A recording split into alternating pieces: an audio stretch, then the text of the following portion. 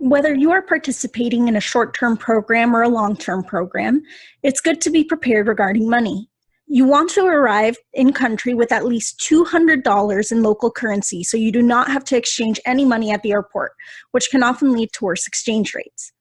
Make sure you order local currency from your bank a couple months in advance so it arrives in time to your house. You will want to inform your banks with time about your travel plan so your credit and debit cards are not blocked. It's good to look up local money customs beforehand as well. For example, some countries do accept most credit cards, although American Express tends not to be used as much internationally, while other countries have much more of a cash-based culture. We also recommend looking into tipping culture to know how much to tip at restaurants. Talk to your bank about their partner banks abroad so you can see which ATMs you can use while abroad. If you plan on using an ATM, we recommend bringing out larger sums of money at a time.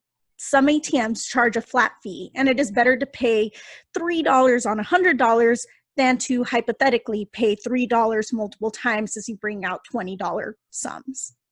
Start looking at your budgets beforehand as well. If you are in a semester program, try to think on how much you want to spend while traveling, how much you want to reserve for going out or eating outside of your dorm, apartment, or host family.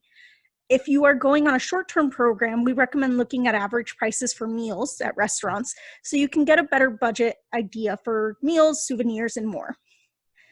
Finally, for safety, we recommend taking pictures of your credit cards, front and back, in case you lose your cards. This way, you can contact your bank easily and hand them the information. We also recommend keeping an extra bit of local cash separately, maybe somewhere in your hotel room, to make sure you have money on hand.